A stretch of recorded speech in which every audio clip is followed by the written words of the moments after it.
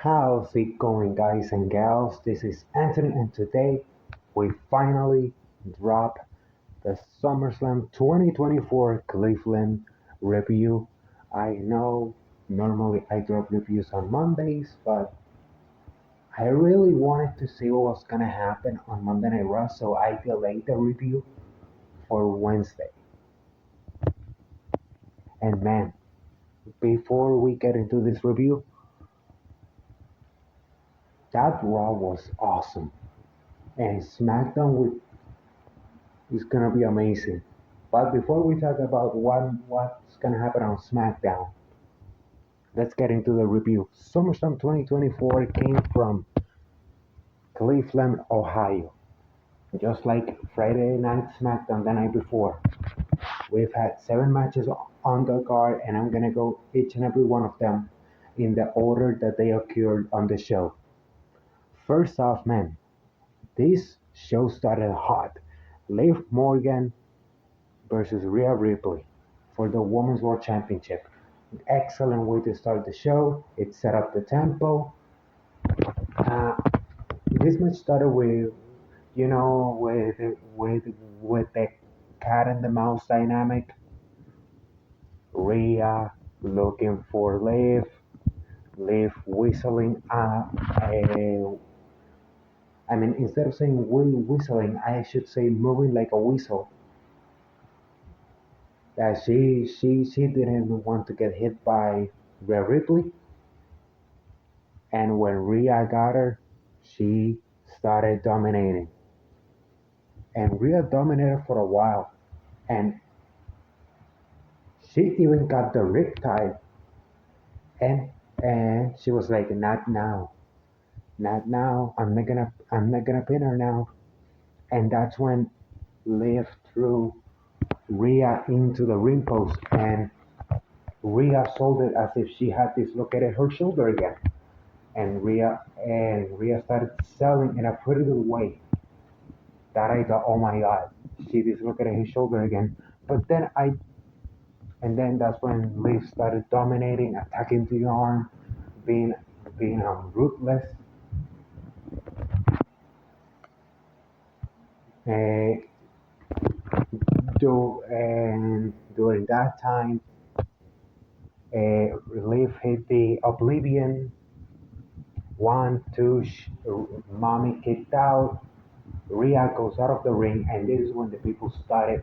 When she started hitting the shoulder with the announce table, and this is when I knew that this was part of the story of the match, because if she had really dislocated her shoulder, she wouldn't be hitting herself with the announce table. So suspend your disbelief. She put the shoulder back in place by hitting the announce table.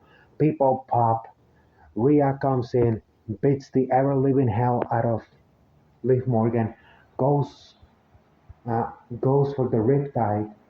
No, no, wait. Before that, Liv sees that the title is slipping away. She goes for a chair. Rhea evades the chair, riptide, but sees the chair, and she's about to hit Liv and practically break the chair with Liv's body. And Dominic steps in.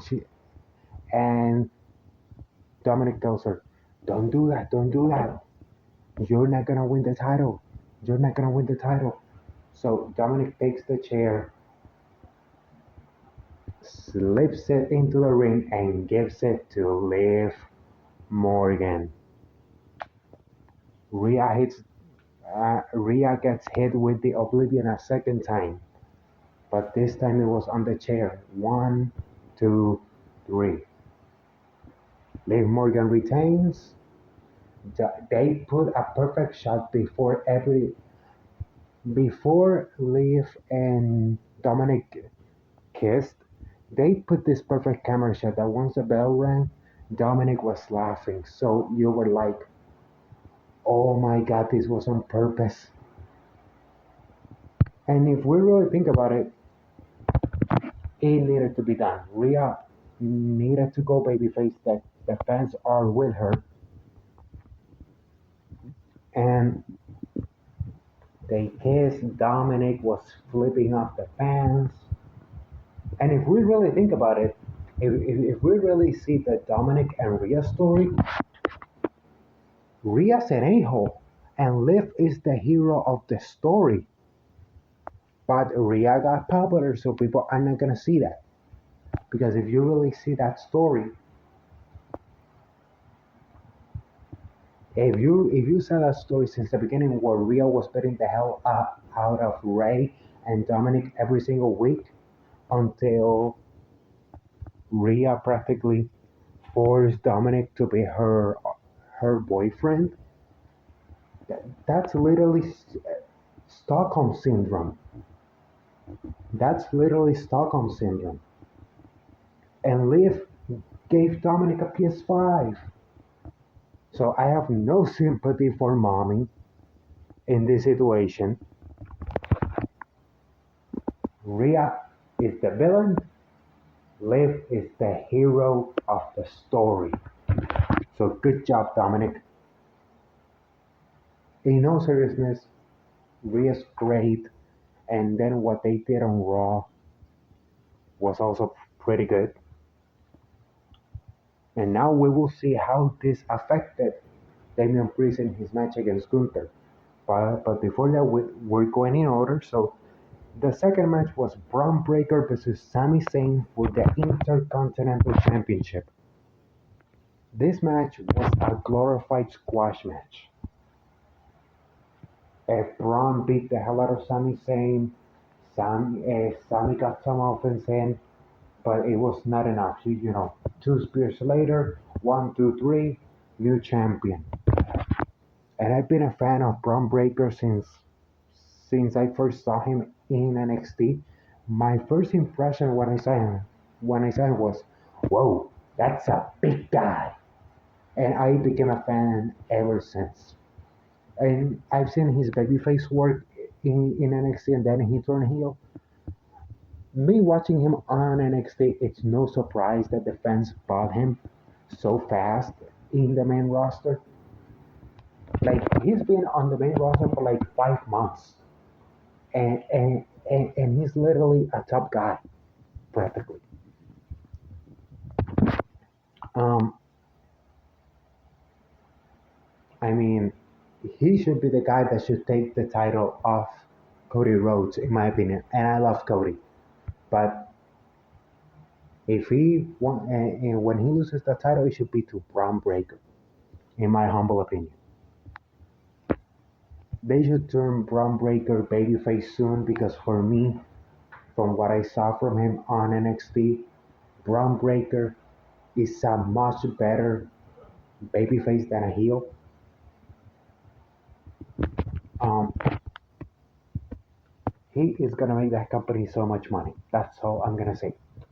Next up, we have the United States Championship match between LNI versus Logan Paul, who was accompanied by MGK Machine Gun Kelly. I mean, these two guys did not wait for the bell to ring. They started beating the hell out of each other outside the ring with the announce table. The only thing that they didn't hit each other was the kitchen sink. That's literally the only thing. And then the bell rang, and I had some doubts with this match because Logan Paul is still pretty new to the business. And even though I love LA Knight, he's no HBK inside that ring. He's no HBK or Red Hot. But they surprised me. They both played to each other's strengths, and it worked. I thought it was a fun match. I mean, I, how Logan Paul did that springboard, man, he flew so far away that that guy has flight, I really apologize. My screen went into sleep mode there. But as I was saying, that kid has flight and altitude because that looked beautiful. The finish came in when Logan was gonna get the brass knuckles. Machine Gun Kelly gave it to him in in the form of a chain. Brass knuckles, one, two, three. He goes for the punch again. Like Doc said, blunt force trauma. One, two, three. New champion. LA Knight needed to win here. He lost last year to Roman Reigns. I mean, not once, but then at the Rumble twice. Even though he wasn't pinned, he needed to win the big one. I mean, I know the U.S. title is not the big one, but he needed to win a title. And practically right now, he's the number three babyface on SmackDown. Why did I say number three, not number two? You'll see once I get to the main event. Bayley versus Nia Jax, a rematch 7 years in the making. This match fully surprised me because I did not expect Nia to win. First off,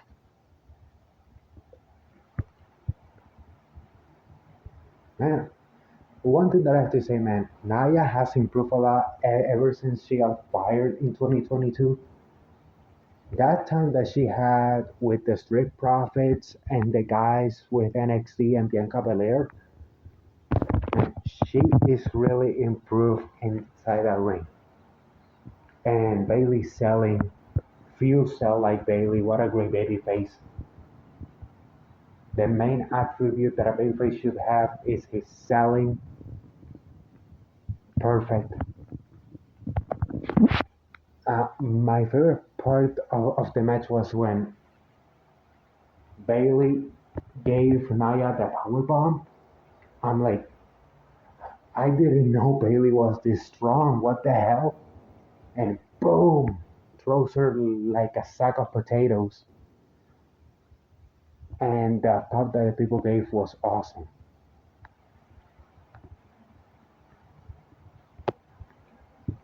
And then, the finish came in when Bailey was dominating, and then Tiffany Stratton came in. I thought the people were like, "Oh, she's she's gonna cash in." I'm like, she got that new briefcase 24 hours ago. This is just a distraction. And when she got in the apron, Bailey punches her right in the mouth, and then Nia takes advantage of it and gives Bailey the bounce drop. One, two, Bailey kicks out. And at that moment, you can see Nia say, I'm gonna finish this right now. Gets in the ropes. One bounce drop. Goes again. A third bounce drop. And she sits like Yokozuna. One, two, three. She wins the title, Stephanie. I mean, not Stephanie. What the hell? I know.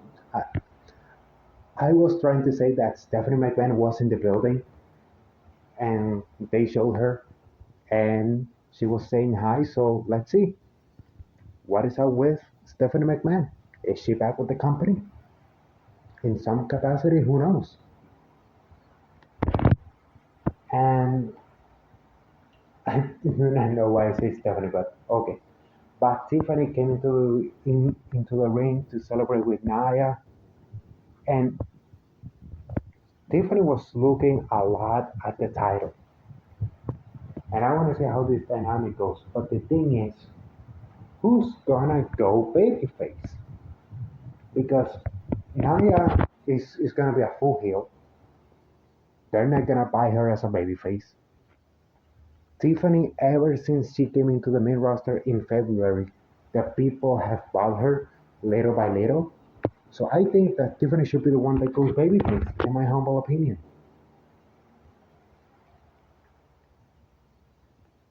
I mean, Tiffany, I think, will be the one that goes babyface because we know that Jay Cargill at some point is gonna turn on Bianca Belair. We know that. So you need to balance out the rosters. One goes babyface, the other goes heel. And I think that's a pretty good swap. And the pop will be huge when Tiffany pins Naya 1, 2, 3 in the middle of the ring. So I think that's where they are going. And and if they're gonna turn Tiffany babyface as a way to establish her as a top woman in the division, man, that would be a perfect way because you have the perfect heel to establish a new top babyface. Let's see where this goes. But yeah, Naya, new champion. Then we had Seth Rollins as the special guest referee in the match between Drew McIntyre and CM Punk. The match began with Drew and Punk beating the hell out of each other. Rollins not doing anything. As he said, Rollins rules, and they were beating the hell out of each other. And one thing that I thought was pretty funny is when they were outside of the ring and Punk wanted to hit Drew McIntyre's head with the steel steps, and he looks at Rollins. He asks, "Is this legal?" And Rollins like, "Yeah," and starts beating the hell out of Drew with the steel steps. It was like 7 hits to the head. I don't know. I just thought that was pretty funny. Then they go back to the ring. Oops, sorry about that. They go back to the ring, and you know Punk is starting to sell, building to his comeback. And Drew goes, "I'm gonna finish this guy right now." Drew gets a chair. Raw and Rollins looks at Drew. Will he let hit CM Punk with the chair?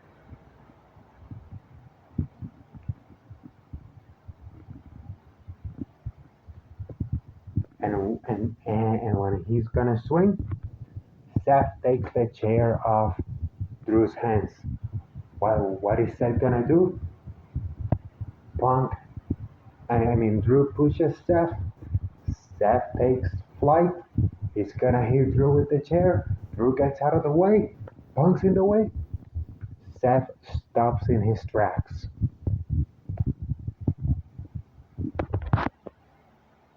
And then uh, Drew gets trapped in the Anaconda vice. But Punk sees the bracelet. He gets the bracelet.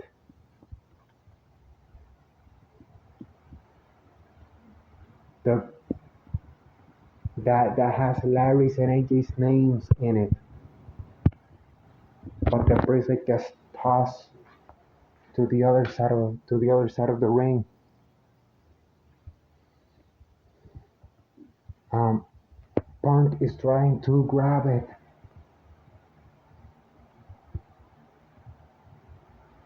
and Drew prevents him. Seth Seth takes the bracelet and puts it on his arm, and Punk takes this to hit Drew with the go to sleep. And when he's about to get the pin, he sees that Seth has the bracelet, and he tells him, "What are you doing with that?" And Seth tells him, "It was in the mat, and I just took it. I'll give it to you after the match." And Punk cannot take it anymore. Takes Seth Rollins GTS,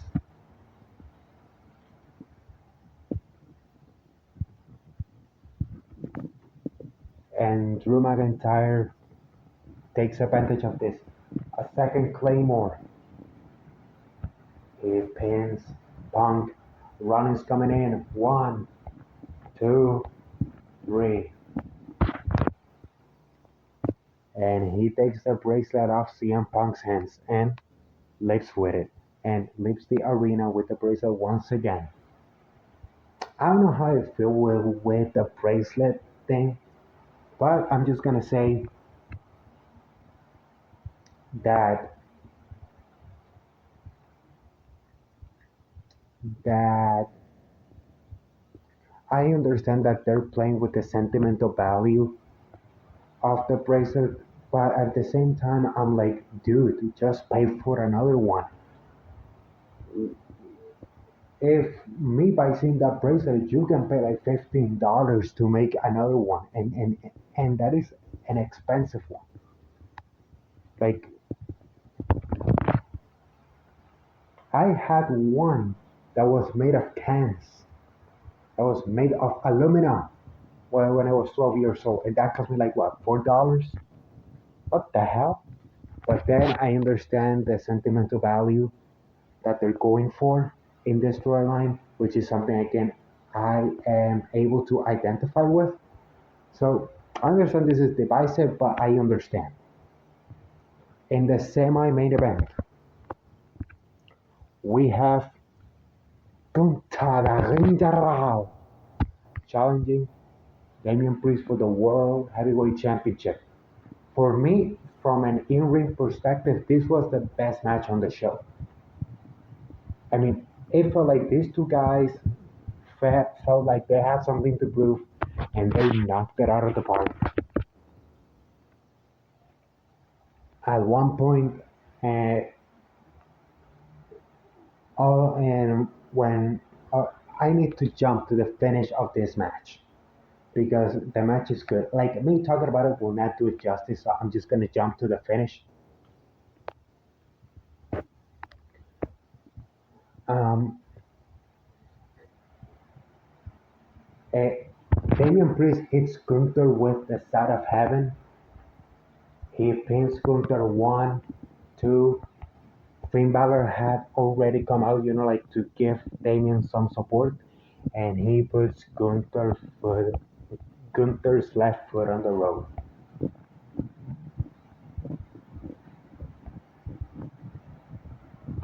and Damian Finn is on its back,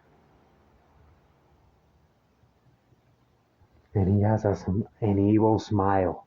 Damian Priest looks at the replay because he doesn't know what happened, and he sees that Finn Balor put Gunther's foot on the rope. He goes after Finn, takes his puts his hands around Finn's throat. Gunther puts him in a sleeper hold clutch. Gunther does the Bret Hart. Damian does the Stone Cold Bret Hart finish from Survivor Series '96. Cover 1, 2. He goes after Finn again, and this time he puts the sleeper in a second time, and there's no place for Damian Priest to go.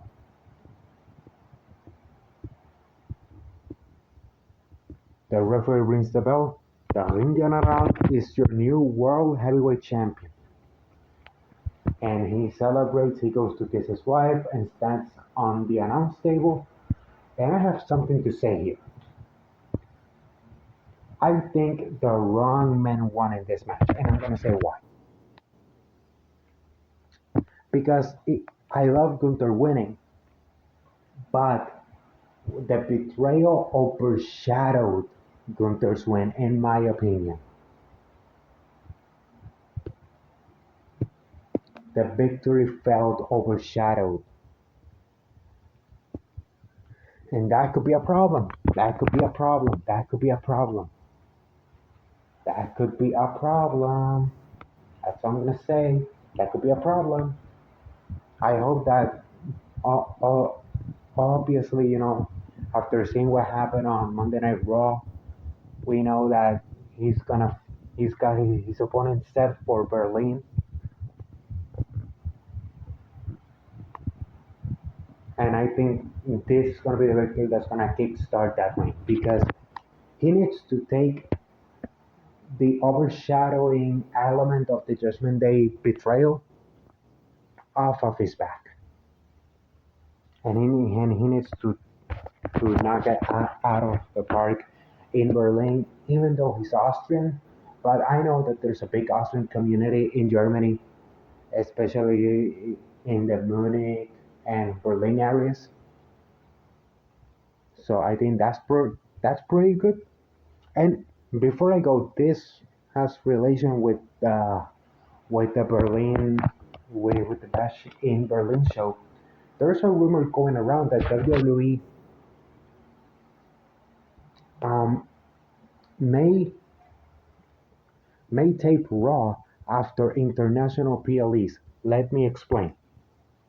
You know how SmackDown is on Fridays, the PLE is on Saturday, and if they are in Saudi Arabia or Germany, they come back to the States for Monday. And I don't know how the people from Raw do it because man, the jet lag that you may have from Saturday to Monday has your body adapting like minutes practically. How do you do that? And they're saying that they are thinking of filming a Raw on a Sunday, uh, taping Raw on a Sunday, so they don't have that jet lag issue. And I think it's a great idea because then the Raw people can come on Sunday night and they could have a few days off because Saturday to Monday, like that's not a lot of time to prepare your body for the jet lag. So I think that's a good idea. I just felt that I needed to put that in. And now we go to the main event for the undisputed WWE Championship. Bloodline Rules. Cody Rhodes defeated Solo Sikoa.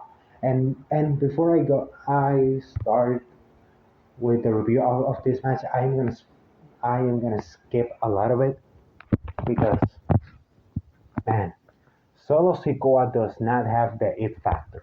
That's all I'm gonna say. He has no charisma, and man, how in the you know what I am gonna say how in the fuck you are the quote unquote leader of the bloodline, and Jacob Fatu, who is a freaking savage, looks in better physical condition than you. What the hell? Jacob Fatu put himself in shape. Solo Sikoa feels like that he went with Keith Lee to eat at Mitchin's house crunch wraps. What the hell? And before people say, oh, you're judging Solo by his weight. No, I used to be fat. And I'm talking from a health perspective. Jey Uso lost weight. I don't know if Jimmy has lost weight. With Randy Orton, I can understand the situation because the doctors told him, hey, you need to gain some weight because of the back. Okay? In that regard, I understand it from Randy's perspective why he gained weight. But damn. Okay, so has no charisma.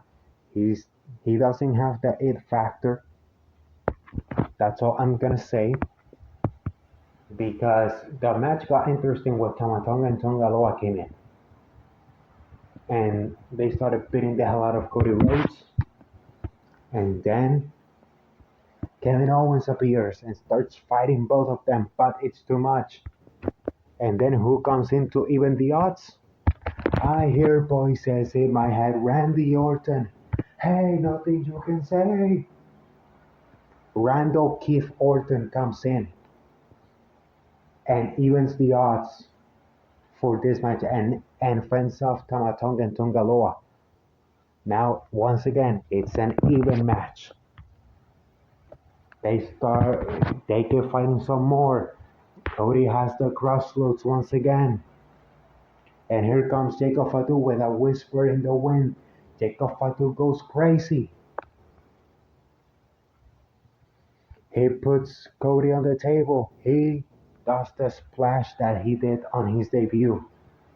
Through the table, Jacob Fatu starts selling an injury, which is not legitimate because I understand why they made that injury angle once I get there.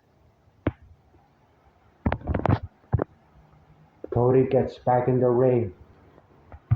They fight some more. Man, Cody tries so hard to get a good match out of Solo Sikoa. He freaking tried. But it's like wrestling a sack of potatoes. It's like wrestling a sack of potatoes. And I don't know if Solo doesn't know how to wrestle like a heel. Because in NXT, he's been a babyface. Maybe it's that he only knows how to wrestle as a babyface. Like, dude, Roman was the face of the company, and then he had to turn heel and make for a while made Drew the face of the company, and Roman knew had to learn how to work like a heel, and he got it instantly. Like 2 matches. We've been at this for like 4 months. Solo, get your stuff together.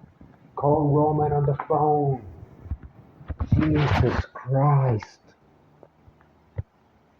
Okay, but anyways, they both go down, and we hear the song we hear on WrestleMania 40 with the drums. And then we hear the angels from the sky singing. And here he comes. Our tribal chief Roman Reigns is back. And he has a new t-shirt that says OTC, Original Tribal Chief. I uh, I I made a joke with my girlfriend because we both were watching the show together, and I told her, obviously this is just me just being trying to be funny and being an a-hole. I told her, over the counter, is Roman Reigns back in the Adderall business?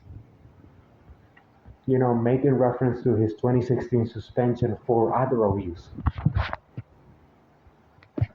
I will never let that joke die. Roman Reigns with the Adderall jokes. I will never let that joke die. And Roman comes in, Superman punch, spear to Solo Sikoa.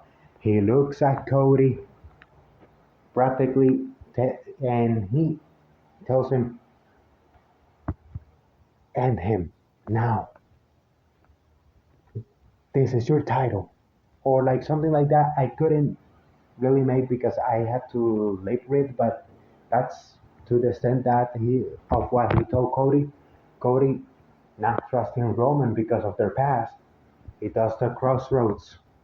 He goes to pin Solo, but without taking his eyes off Roman. 1, 2, 3.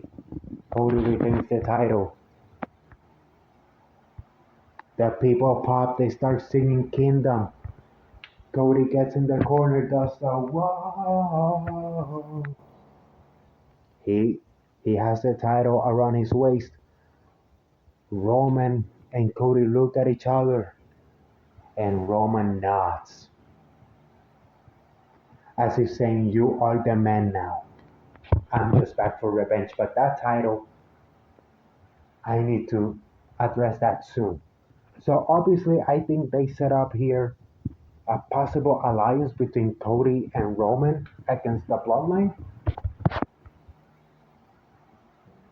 And Cody versus Roman 3.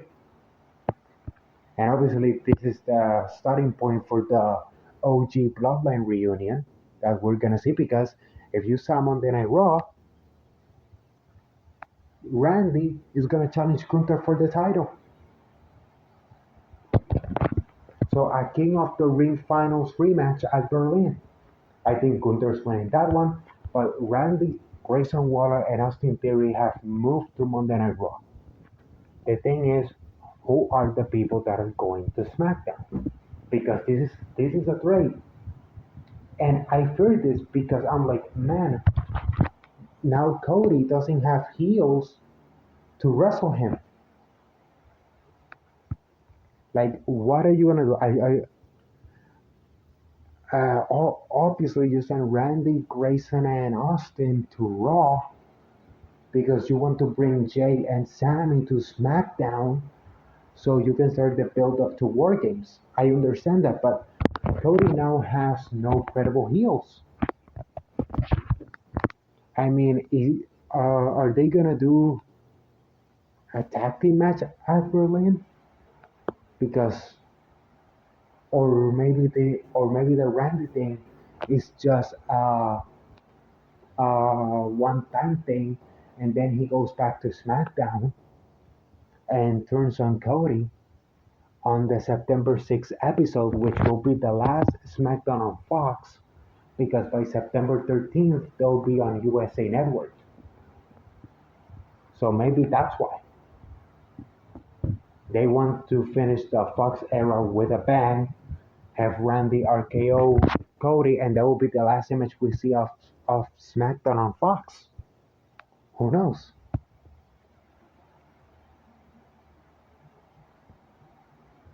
So we need to see what happens. But I feel that there's no credible heels on SmackDown for Cody to face unless they turn Kevin Owens heel, unless they turn Randy heel after the Gunther match, and he's obsessed that he cannot win number 15, so he attacks the guy that he called a brother in Cody Rhodes.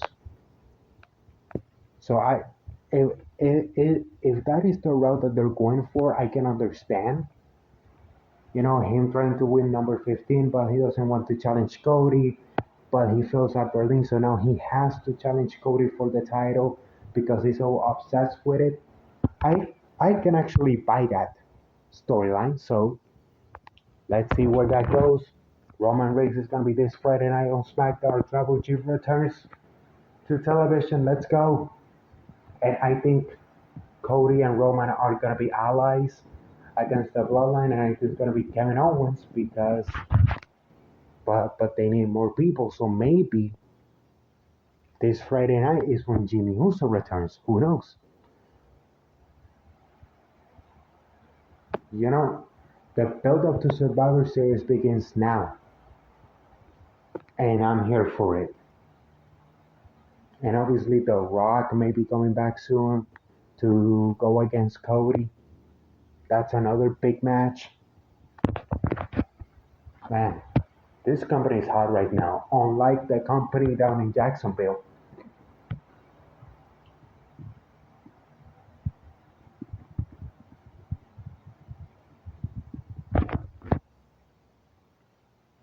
So that's going to be it for this review, guys and gals. Remember that if you like this content, remember to like, comment, share, and subscribe. As I always say before finishing these videos, cherish beautiful moments with your loved ones, bury hatchets, create beautiful memories because life's too short, but those before mentioned last a lifetime. And Survivor Series is gonna be lit. That's all I'm gonna say. As always, this is Anthony signing off. Bye bye.